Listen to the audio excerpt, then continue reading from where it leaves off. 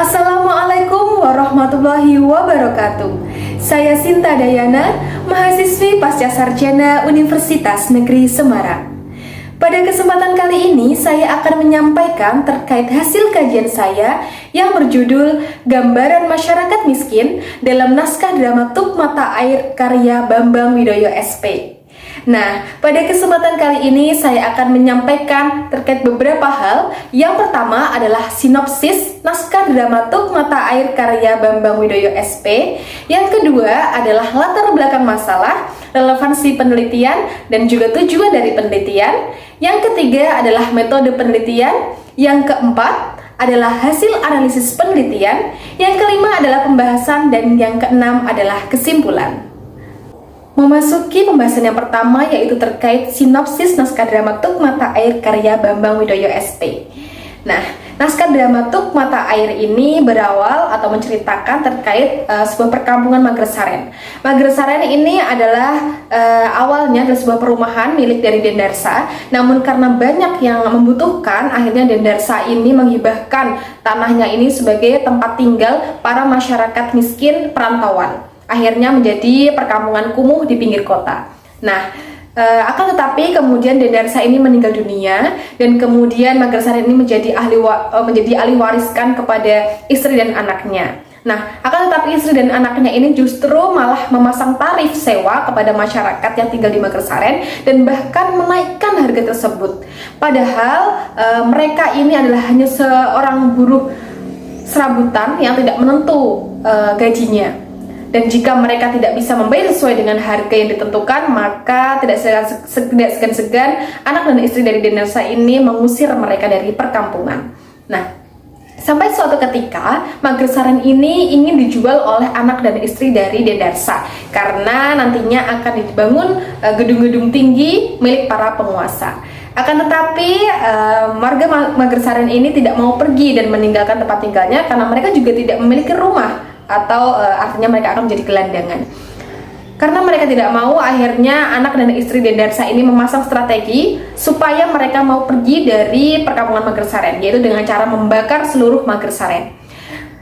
Dan strategi ini dilakukan dengan mendramatisir, yaitu dengan mereka melakukan suatu rencana seakan-akan Magersaren ini terbakar karena konslet listrik, padahal itu semua disengaja. Dan pada akhirnya Magersaren ini akhirnya terbakar. Gubuk-gubuk reot yang menjadi tempat tinggal mereka, tempat teduh mereka, akhirnya luluh lantah, hilang semua, dan harta benda yang tidak seberapa itu juga terbakar oleh api yang menyambar-nyambar. Dan sampai akhirnya itulah yang menjadi ujung dari penderitaan atau puncak dari penderitaan masyarakat miskin Magersaren, karena mereka sudah tidak mendapatkan pesangon, kemudian tempat tinggalnya juga hancur menjadi gelandangan, dan sampai akhirnya juga mereka tidak memiliki harta apapun sama sekali. Dan ini menjadi puncak penderitaan dan juga menjadi akhir cerita dalam naskah dramaturg Mata Air karya Bambang Widoyo SP. Selanjutnya adalah latar belakang masalah. Naskah dramaturg Mata Air karya Bambang Widoyo SP ini telah memperlihatkan secara nyata terkait keadaan sosial masyarakat yang saat ini masih terjadi dan masih menjadi sebuah masalah yang tidak kunjung usai. Cerita yang ditata dengan apik oleh penulisnya sehingga terlihat menarik, terlebih lagi karena cerita dalam naskah drama ini telah mewakili perasaan dari para masyarakat miskin pinggir kota terkait keadaan yang mereka rasakan selama ini. Dan kentalnya cerita kemiskinan dalam naskah dramaturg Mata Air ini membuat peneliti tertarik untuk meneliti dua hal yang mendominasi dalam naskah drama tersebut. Yang pertama adalah cerminan masyarakat miskin, baik itu terkait kondisi, perilaku atau tindakan, kemudian kesengsaraan masyarakat miskin akibat para penguasa. Dan yang kedua adalah fungsi sosial karya sastra itu sendiri, yaitu terkait sastra sebagai hiburan dan juga pengajarannya. Selanjutnya terdapat penelitian yang relevan dengan penelitian yang dilakukan sekarang, yaitu penelitian yang dilakukan oleh Atma Sri Wahyuni, Ansari, dan juga Mahmuda pada tahun 2020 dengan judul Gambaran Kemiskinan dalam Novel Yorik karya Kirana Kejora, Pendekatan Sosiologi Sastra Ian Ward. Yang kedua adalah penelitian dilakukan oleh Nur Hastuti pada tahun 2018 dengan judul Novel Bumi Manusia karya Pramudia Anantatur, Kajian Sosiologi Sastra. Nah, kedua penelitian ini memiliki persamaan, yaitu sama-sama menggunakan pendekatan sosiologi sastra teori Ian Ward, tetapi juga memiliki perbedaan, bahwa penelitian sekarang ini lebih fokus kepada dua hal yang mendominasi, yaitu yang pertama adalah cerminan masyarakat miskin, dan yang kedua adalah fungsi sosiologi sastra sebagai pengajaran dan juga sebagai hiburan. Dan penelitian yang sekarang juga lebih fokus dan lebih mendalam, yaitu terkait kemiskinan yang terjadi dalam naskah drama tersebut, baik itu dari aspek kondisi, tindakan, maupun dari kesengsaraan yang dirasakan oleh masyarakat miskin akibat para penguasa. Sehingga dari latar belakang masalah tersebut muncul dua tujuan penelitian, yaitu yang pertama adalah untuk mendeskripsikan cerminan masyarakat miskin dalam naskah drama Tuk Mata Air karya Bambang Widoyo SP, dan yang kedua adalah untuk mengungkapkan fungsi sosial sastra sebagai penghibur dan juga pengajarannya dalam naskah drama Tuk Mata Air karya Bambang Widoyo SP. Dan selanjutnya adalah metode penelitian yang saya gunakan. Metode penelitian yang digunakan, jenis penelitiannya adalah deskriptif kualitatif, karena memang berupa uraian-uraian. Dan yang kedua adalah pendekatan. Pendekatan yang saya gunakan adalah pendekatan sosiologi sastra teori Ian Ward yang terdiri atas tiga hal, yaitu konteks pengarang, sosial sastra, dan kemudian fungsi sosiologi sastra itu sendiri. Akan tetapi saya hanya mengambil dua hal yang menjadi dominasi dalam naskah drama Tuk Mata Air ini. Yang pertama adalah cerminan masyarakat miskin, dan yang kedua adalah fungsi sosiologi sastra sebagai pengajaran dan juga sebagai penghibur. Kemudian fokus penelitian ini adalah difokuskan pada cerminan masyarakat tadi, cerminan masyarakat miskin pinggir kota terkait kondisi, kemudian tindakannya, dan kemudian terkait kesengsaraan akibat para penguasa. Dan yang kedua adalah fungsi sosial sastra, yaitu terkait pengajarannya dan juga hiburan. Kemudian teknik pengumpulan datanya, saya menggunakan teknik pengumpulan data baca dan catat. Pertama, saya melakukan membaca terlebih dahulu setiap kalimat dalam naskah drama tersebut. Kemudian saya amati, saya baca dengan cermat. Kemudian saya catat kejadian-kejadian yang menjadi tujuan dari penelitian ini, sehingga nantinya akan dianalisis. Kemudian dilakukan teknik analisis data, yaitu dengan 4 langkah, yaitu dengan cara yang pertama mengidentifikasi data, kemudian mengklasifikasi data tersebut, setelah itu menganalisis data yang sudah diklasifikasi, dan yang terakhir adalah mendeskripsikan data tersebut sehingga menjadi hasil penelitian dan juga pembahasan. Dan berikut merupakan hasil penelitian terkait cerminan masyarakat miskin, yaitu pada poin kondisi masyarakat miskin. Terdapat pada data 1, yaitu pada kutipan rumah dan pekarangan dibagi-bagi, dindingnya saling berhimpitan seperti beradu dinding, sampai-sampai teritis dan emperan rumah berfungsi ganda sebagai jalan bagi warga penghuni Magersaren yang ingin lewat. Nah, dalam kutipan ini menjelaskan bahwa kondisi rumah mereka yang mereka tempati ini sangat memprihatinkan, yaitu saling berhimpitan, saling berdempetan, bahkan halamannya pun tidak memiliki halaman pribadi. Kemudian yang kedua masih pada kondisi masyarakat miskin pada data 2, yaitu pada kutipan ketika Bojiah menyatakan, "Apa ini nggak laku Toman?" sambil mengeluhkan radio. Kemudian Soleman berkata, "Laku apanya? Radio bobrok kayak gini kok." Nah, kemudian Bojiah berkata kembali, "Tolong Toman, ini buat ngeliwat man." Nah, dalam kutipan drama ini menjelaskan, memperlihatkan begitu mirisnya kondisi masyarakat miskin. Bahkan untuk makan dan untuk makan nasi saja mereka harus menjual barang rongsokan yang mereka miliki, dan bahkan barang rongsokan itu sudah tidak ada harganya lagi. Ini menunjukkan adanya kesengsaraan yang begitu mendalam bagi masyarakat miskin. Yang ketiga yaitu masih terkait kondisi masyarakat miskin. Pada data 3 yaitu pada kutipan ketika Romli bertanya, Lek Bismo pinjem ember ya Lek?" Kemudian Lek Bismo berkata, "Itu loh di dekat bufet, belakang pintu di bawah gambar Janoko. Sudah ketemu kan?" Kemudian Romli berkata, "Walah, ember buat berak saja kok sampai disimpen primpen." Nah, pada kutipan ini juga menjelaskan bahwa betapa mereka sangat berhati-hati dengan harta yang mereka miliki meskipun itu sangat kecil. Baik itu ember yang mereka miliki yang mungkin tidak ada harganya sangat murah, tetapi mereka sangat menjaga dengan baik karena bagi mereka itu merupakan suatu harta yang penting, sehingga disimpan dengan baik. Itu adalah yang membedakan masyarakat miskin dengan masyarakat yang memiliki banyak harta atau kaya raya. Selanjutnya, masih pada hasil analisis penelitian cerminan masyarakat miskin, yaitu pada poin perilaku masyarakat miskin yang terdapat pada data 4 dalam kutipan ketika Solomon berkata, "Gak jelas kencing kok ya di sini, dasar wong pasar, kemproh, bau ini, di depan pintu siapa? Disiram." Nah, dalam kutipan ini menjelaskan bahwa Mbok Jemprit yang sedang kebelit untuk kencing, akhirnya kencing di samping sumur yang berada di halaman Magersaren ini karena WC umumnya sedang digunakan. Nah, dalam pernyataan Soleman ini mencirikan bahwa masyarakat pasar ini adalah orang-orang yang kotor, yang ceroboh, yang kemproh, yang sembarangan, bahkan pipis saja sembarangan di pinggir sumur.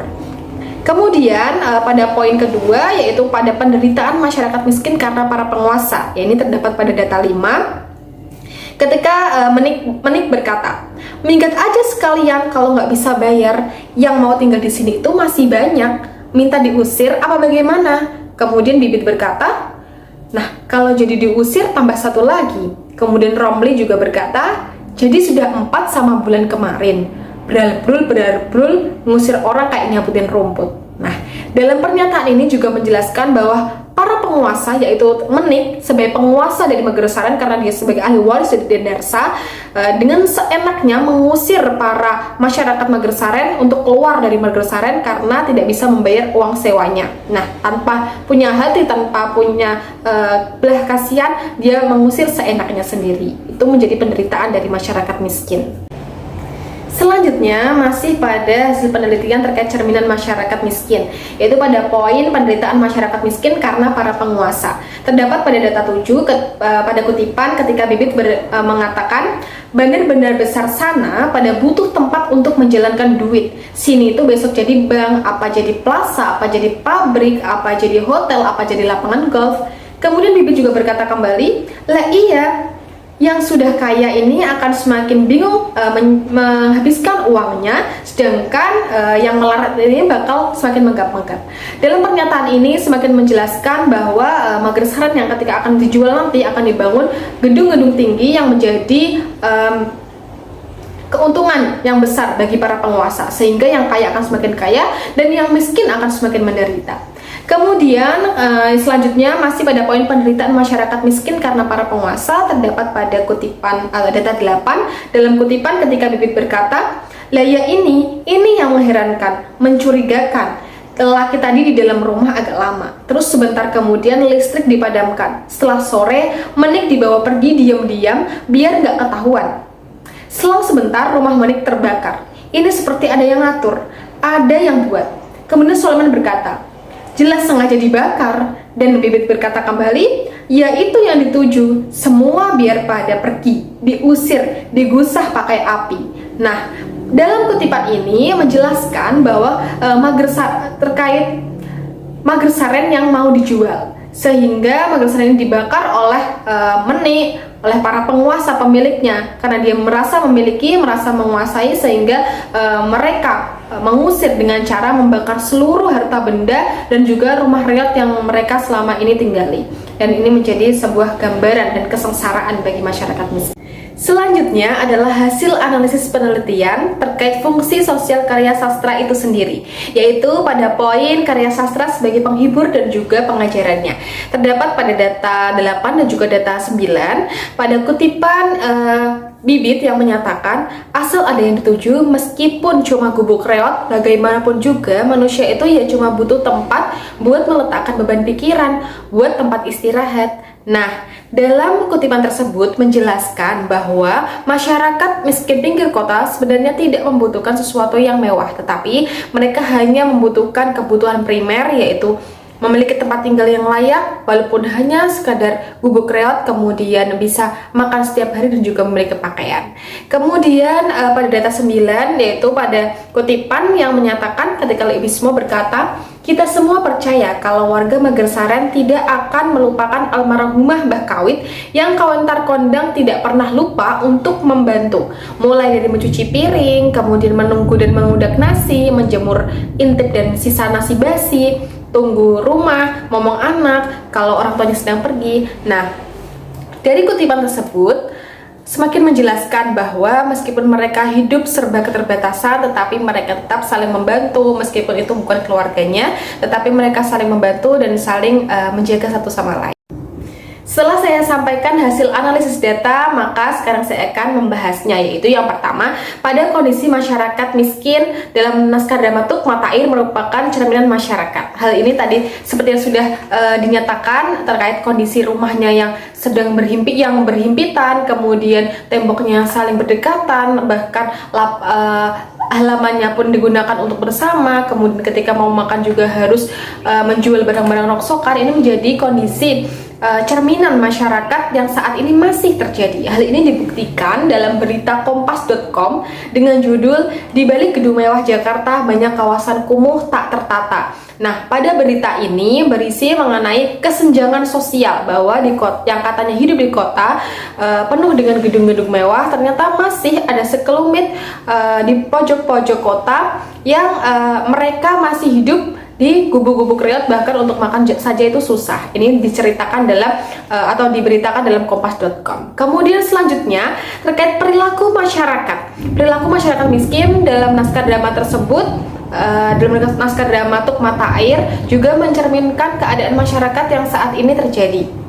Seperti ketika diceritakan dalam naskah drama, ketika Bode Jemprit yang seorang pedagang pasar yang dia sangat sembarangan, ingin pipis saja pipisnya di depan rumah di samping sumur, itu merupakan sebuah cerminan masyarakat pasar. Nah, hal ini juga dibuktikan dari berita rri.co.id dengan judul "Disidak Bupati Kondisi Pasar Larangan Kumuh dan Kotor". Nah, dalam berita tersebut seorang PJ Bupati Sidoarjo ini kaget melihat pasar larangan yang sangat kumuh dan kotor akibat pedagang pasar yang tidak bersih dan juga pengelola pasar. Nah, hal ini menjadi cerminan masyarakat antara naskah drama dan juga kehidupan sosial yang sekarang ini terjadi. Kemudian terkait kesengsaraan masyarakat miskin karena para penguasa dalam naskah drama Tuk Mata Air, ini juga menjadi cerminan dari masyarakat itu sendiri. Hal ini dibuktikan ketika Menek yang dengan bebasnya mengusir masyarakat yang tidak bisa membayar harga sewa, kemudian Menek dan juga ibunya yang memaksa mereka untuk keluar dari Magersaren dengan cara membakar Magersaren. Ini merupakan suatu cerminan masyarakat. Hal ini terdapat dalam berita BBC News Indonesia dengan judul "Penggusuran Demi Bandara Baru di Yogyakarta. Warga sebaiknya diberikan pemahaman". Nah, dalam berita tersebut menjelaskan bahwa persawahan dan rumah penduduk ini akan digusur untuk dibangun bandara. Akan tetapi para penduduknya tidak menyetujui hal tersebut, sehingga terjadi pemaksaan untuk supaya warga ini meninggalkan tempat tinggalnya dengan cara memadamkan listrik di seluruh rumah warga. Nah, ini sama seperti apa yang diceritakan dalam naskah drama, ketika di Magersaren mereka dibakar habis rumahnya dan juga harta bendanya supaya mereka pergi dari tempat tersebut. Ini sangat menunjukkan adanya kesenjangan, adanya cerminan masyarakat dalam naskah drama tersebut.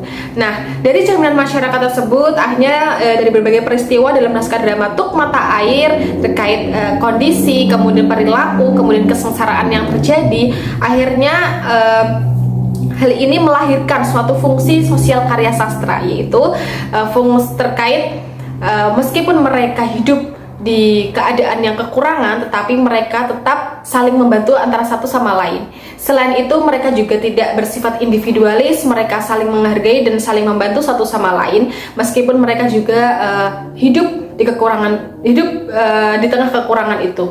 Dan selain itu, mereka juga sangat menghargai apa yang mereka miliki, meskipun itu kecil. Mereka tidak mengharapkan suatu kemewahan, kedudukan ataupun jabatan. Mereka hanya mengharapkan adanya bisa hidup layak, bisa makan setiap hari, dan memiliki pakaian seperti kebutuhan primer pada umumnya. Nah, itu merupakan pengajaran dan juga hiburan dalam naskah drama Tuk Mata Air ini. Baik, dari beberapa yang sudah saya sampaikan, maka dapat saya simpulkan bahwa naskah drama Tuk Mata Air karya Bambang Widoyo SP ini mencerminkan kehidupan nyata yang sekarang masih terjadi, yaitu terkait kemiskinan. Baik itu dari sisi kondisi, kemudian dari sisi tindakan masyarakat miskin dan juga dari sisi kesengsaraan yang mereka alami akibat para penguasa. Nah, dari hal tersebut, dari naskah tersebut berisi juga mengenai kritikan dan juga sindiran untuk para penguasa terkait kesengsaraan yang dialami oleh rakyat miskin atau rakyat kecil. Dan dalam drama atau dalam naskah drama ini juga semakin menekankan semboyan bahwa yang kaya akan semakin kaya dan yang miskin akan tetap sengsara. Dan dari cerminan masyarakat tersebut tentunya dalam naskah ini tidak hanya mengangkat kesengsaraan saja, tetapi juga mengangkat pengajaran dan hiburan, yaitu dengan mengajarkan kita bahwa harus selalu bersyukur atas apa yang kita miliki dan juga membantu seseorang yang memang butuh bantuan kita. Sehingga dalam naskah drama ini berisi mengenai cerminan masyarakat dan juga fungsi sosial karya sastra itu sendiri. Baik, itu saja yang dapat saya sampaikan. Mohon maaf apabila ada kekurangan. Semoga bermanfaat. Sekian dari saya. Wassalamualaikum warahmatullahi wabarakatuh.